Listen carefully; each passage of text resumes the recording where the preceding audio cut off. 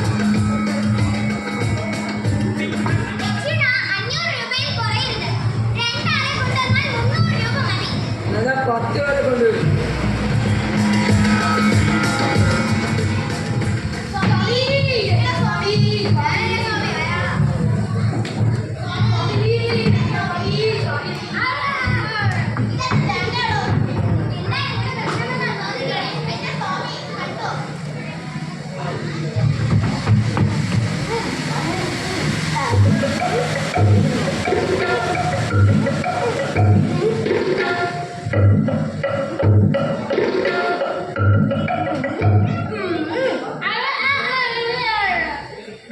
ആത്മാ വിട്ടു പോയിട്ടില്ല, മോക്ഷം കിട്ടിയിട്ടില്ല, സമാധിയാ.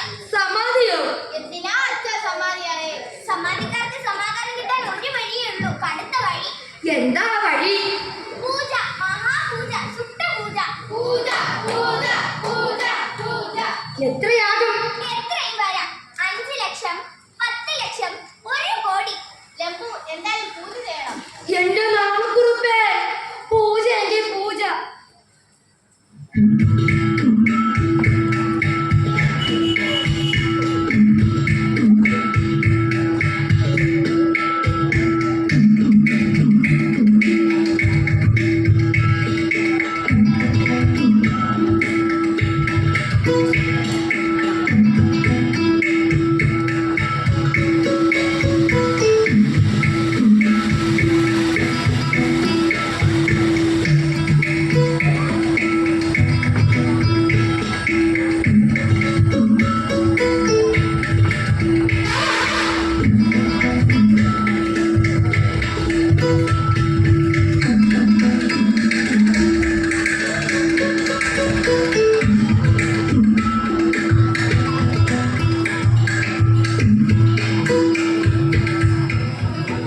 ഇനി വേണോ?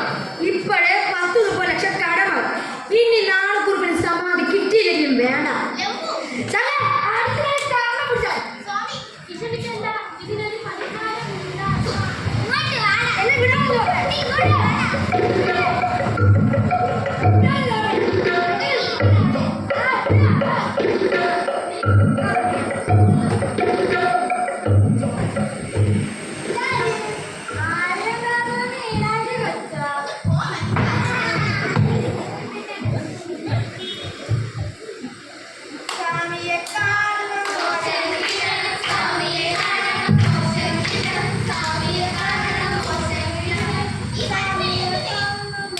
ഇത് സൂക്കേട് വേറെ, ഇതിന് മരുന്ന് വേറെ ഉണ്ട്. ഇന്ന് വന്ന് ഇടുക്കി മനസ്സാ.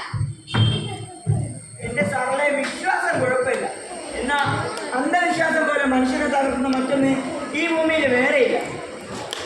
ആട്ടെ, ആ ബെസ്റ്റ് തലയാറ്റ വിശാഖയ്ക്ക് പത്രമല്ലേ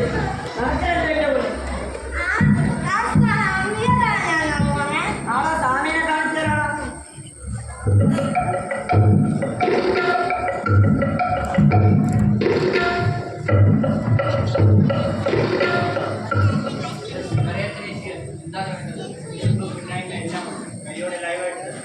എന്നാൽ വിഷയം ഇതൊന്നല്ലോ. ഇന്നത്തെ പൂരം ഫോട്ടോ എടുത്തതാരാ?